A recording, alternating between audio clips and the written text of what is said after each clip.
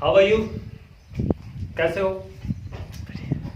पीछे वाले टॉपिक में हम कुछ एक फार्मूले किए हमने, है ना। डायमेंशनल फार्मूले निकालने कैसे निकलेंगे उनको ड्राइव किया, कौन सा, तो उन क्वांटिटीज को हमने ड्राइव किया था, उनके डायमेंशनल फार्मूले। आज हम करेक्टनेस देखेंगे उन्हीं डायमेंशनल फार्मूलेज की। कई बार फार्मूला आ जाता है तो हम उसकी पड़ताल करते हैं, उत्तर की पड़ताल जैसे करते थे छोटी क्लासों में, वैसे ही हम उस डायमेंशनल फार्मूले का यूज करके हम करेक्टनेस देखेंगे। और उससे पहले हम एक छोटा सा रूल करते हैं। उस रूल का नाम है प्रिंसिपल ऑफ होमोजेनिटी। देखो क्या होता है ये प्रिंसिपल ऑफ होमोजेनिटी।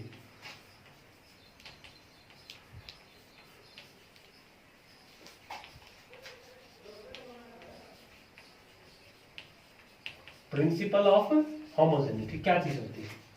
देखो प्रिंसिपल ऑफ होमोजेनिटी क्या कहता है, आप सेम क्वांटिटी को सेम ही क्वांटिटी में मिक्स कर सकते हैं। ठीक है, we can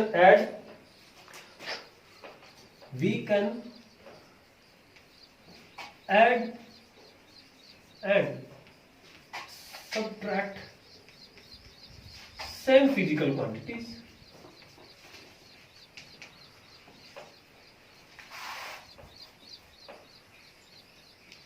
same physical quantities लिख देता हूं। ठीक, तो इसका मतलब क्या है, हम सेम फिजिकल क्वांटिटीज को क्या कर सकते हैं, ऐड कर सकते हैं, सबट्रैक्ट कर सकते हैं। ठीक है, we can add and subtract same physical quantities in each other. मतलब ये आप क्या करेंगे, जैसे आपने ले लिया 2 किलो चीनी ले लिया, तो कोई आपको कहे कि भी चलो 2 किलो चीनी है, उसमें 2.5 मीटर लेंथ मिला दो, पॉसिबल है? नहीं पॉसिबल है। कोई आपको कहे कि भी 6 लीटर पानी लिया और उसमें आप 3 सेंटीमीटर लेंथ मिला दो, नहीं होगा, नहीं होगा। तो ऐसी सिचुएशन का मतलब क्या है कि भाई आप सेम क्वांटिटी को, क्योंकि ये मेजरमेंट हमने किया, जो यूनिट्स का जो चैप्टर हमने किया था, वो यूनिट्स का चैप्टर यही तो बताता है, आप सेम चीजों को सेम क्वांटिटीज के साथ ही मैच कर सकते हैं। क्लियर? तो ये प्रिंसिपल ऑफ होमोजेनिटी भी ऐसा ही करता है। ठीक है, चाहे वो आप कोई भी नंबर लो, x में x जोड़ोगे, x में x जोड़ दिया, y में y जोड़ दिया, जैसे ये आ गया a प्लस बी, तो x plus y constant number constant में जुड़ेगा। अगर मैं कह दूं कि भाई x में 2 जोड़ो, ठीक है, या मैं ये कह दूं x में 2 जोड़ो या 2 में 2 जोड़ो, तो ये पॉसिबल है, ये पॉसिबल है। 2 में 2 जोड़ दिया तो 4, सेम न्यूमेरिकल नंबर है, लेकिन इसमें जोड़ोगे तो यहाँ पे वेरिएबल नंबर जुड़ा हुआ है ना। क्लियर हो गया? तो इस तरीके से आप क्या करेंगे, या अगर माइनस करने की बात आ जाए तो इसको सबट्रैक्ट करें तो सेम प्रोसीजर रहेगा। तो ऐसी फिजिकल क्वांटिटीज या ऐसा कोई नियम जिससे हम सेम फिजिकल क्वांटिटीज को एक दूसरे में ऐड कर सकते हैं, सबट्रैक्ट कर सकते हैं, जोड़ सकते हैं, बिल्कुल इजी सा पॉइंट है। ठीक है, आई थिंक समझ आ रहा हो। उसको कहते हैं प्रिंसिपल ऑफ होमोजेनिटी। ठीक है, अब इसकी करेक्टनेस कैसे बताएंगे कि भाई जो फार्मूला आपको मिला है, या कोई भी फिजिकल क्वांटिटीज के आपको बहुत सारे फार्मूले आपको मिले, डायमेंशनल फार्मूले, तो डायमेंशनल फार्मूलों का यूज करके हम बताएंगे कि जो फार्मूला आपको मिला है वो ठीक है या गलत है, उनकी करेक्टनेस चेक करेंगे। ठीक है, तो ऐसी सिचुएशन में टू चेकिंग द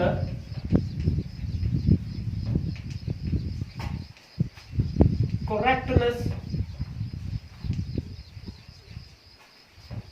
of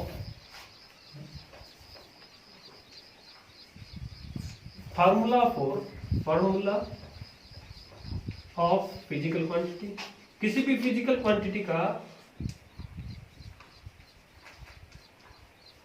कोई भी फिजिकल क्वांटिटी है, उनका फार्मूला आपके पास हो और उसको करेक्ट बताना हो कि भी करेक्ट है कि नहीं, लेफ्ट साइड बराबर है कि नहीं, राइट के बराबर रहेगा कि नहीं रहेगा।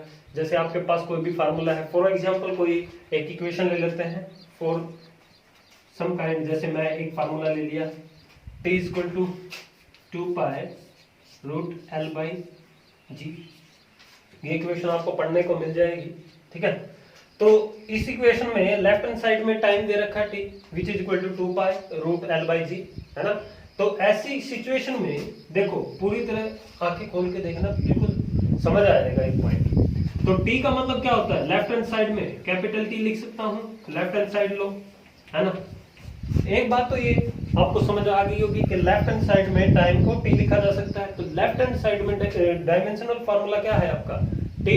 तो ये जरूरी है कि राइट हैंड साइड में जो फार्मूला बना हुआ है वो भी टी रहे, वरना ये फिजिकल क्वांटिटी ठीक नहीं होगी, मतलब प्रिंसिपल ऑफ होमोजेनिटी का इसको प्रेफर नहीं करेगा। टू चेक इट, तो हम राइट हैंड साइड के बारे में भी थोड़ा डिस्कस करते हैं। राइट हैंड साइड में आप क्या लेंगे, देखो 2 पाई रूट एल को क्या लिखा जा सकता है, कैपिटल एल लिख दो, कोई दिक्कत, ठीक है।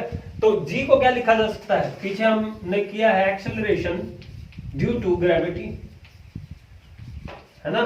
और उसका फार्मूला था हमारे पास डायमेंशनल फार्मूला पीछे वाले लेक्चर में, एल टी माइनस 1, ठीक है, एल टी माइनस 1।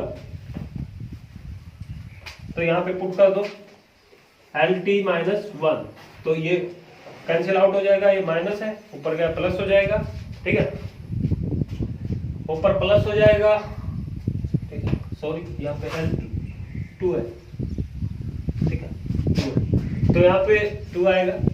तो यहाँ लिखा जा सकता है एल टी माइनस 2, ये एल से एल कैंसिल हो जाएगा, टी प्लस का हो जाएगा, ऊपर रूट है, रूट से ये जो पावर फंक्शन है आपका टी, ये कैंसिल आउट हो जाएगा, आपके पास बचेगा सिर्फ टी। ये डायमेंशनल फार्मूले में आप यूज नहीं करेंगे क्योंकि आप फंडामेंटल यूनिट्स, ये न्यूमेरिकल वैल्यू है, ठीक है, मेरी बात समझ में आ रही है। तो ये आपकी न्यूमेरिकल वैल्यू है, इसलिए आप सिर्फ टी को काउंट करेंगे। यहाँ सिर्फ क्या बचा इस फंक्शन में, आपके पास बचा सिर्फ टी, और टी राइट हैंड साइड में और लेफ्ट हैंड साइड में क्या है, सेम है, इसलिए लेफ्ट हैंड साइड और राइट हैंड साइड क्या रहेगी आपकी, बराबर रहेगी। इस तरीके से आप चेक आउट कर सकते हैं किसी भी फिजिकल क्वांटिटी को कि भाई वो करेक्ट है कि नहीं। तो ये था आपका करेक्शन ऑफ फिजिकल क्वांटिटीज, इसके फार्मूले को करेक्ट कर सकते हैं। Principle of homogeneity I think समझ आ गया होगा, उन सेम क्वांटिटी को ही ऐड कर पाएंगे, इस तरीके से आप इसको समझ सकते हैं। एक दो एग्जांपल, एक एग्जांपल और ले लेते हैं, करेक्टनेस चेक करेंगे, ठीक है, समझ में आ गया होगा। देखो पोटेंशियल की बात करें तो पोटेंशियल एनर्जी का फार्मूला आपको पता होता है, एग्जाम्पल नंबर 2 ले लिया हमने, ठीक है, ठीक है, आपकी बुक्स में मिल जाएंगे सारे एग्जाम्पल, आप वहां से प्रैक्टिस कर सकते हैं। तो पोटेंशियल एनर्जी किसके बराबर होती है, mv square, sorry kinetic energy, ठीक है, और ये इसके बराबर है एमजीएच के बराबर। तो आपको ये बताना लेफ्ट और राइट बराबर है कि नहीं। तो अगर आप लेफ्ट हैंड साइड की, तो हमारे पास लेफ्ट हैंड साइड में 1/2 एमवी स्क्वायर, क्लियर, ठीक है। तो यहाँ हमें डायमेंशनल फार्मूला इसका पुट करना है, जैसे मास हो गया, मास का हमें पता है, एम लिख सकते हैं, वी स्क्वायर है, वी स्क्वायर का आपको पता होना चाहिए, v velocity distance by time, ठीक है, डी मतलब एल, टी मतलब टाइम, इसको क्या लिख सकते हैं, एल टी माइनस 1, क्लियर।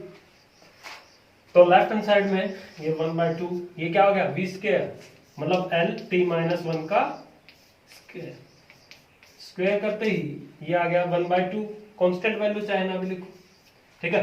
तो ये एल स्क्वायर आ जाएगा और ये आ जाएगा -2, ठीक है। तो इस तरीके से लेफ्ट हैंड साइड में आपके पास आ गया एम एल स्क्वायर टी -2। तो आपके पास राइट हैंड साइड में क्या है, देखो mgh, mgh, जहां पर g क्या है, acceleration due to gravity, clear, acceleration due to gravity, इसका मतलब एक्सेलरेशन ड्यू टू ग्रेविटी, इसका फॉर्मूला क्या किया था हमने, एल टी -2, एल टी -2 कई बार हो चुका है। तो यहाँ पे सीधा इसकी वैल्यू क्या करेंगे, पुट करेंगे। तो यहाँ से हम m की वैल्यू कैपिटल M, g की वैल्यू l t -2, ठीक है, और h की वैल्यू भी लेंथ होती है, तो इसको सोल्व करेंगे तो m l स्क्वायर t -2।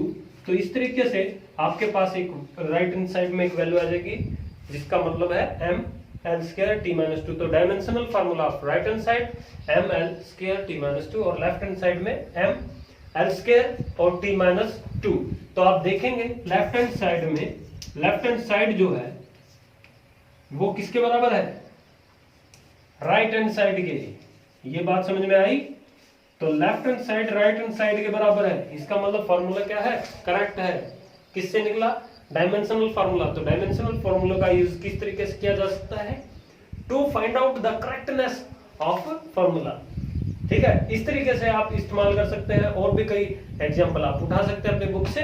ठीक है, तो ये आपकी बुक से ही निकले हुए क्वेश्चंस हैं, तो आप अपने बुक में प्रैक्टिस कर सकते हैं रिमेनिंग। ठीक है, ये एग्जांपल्स के लिए हमने लिया। तो बाकी काम हम अगले वीडियो में करेंगे। टिल दैट टाइम अच्छे से प्रैक्टिस करना।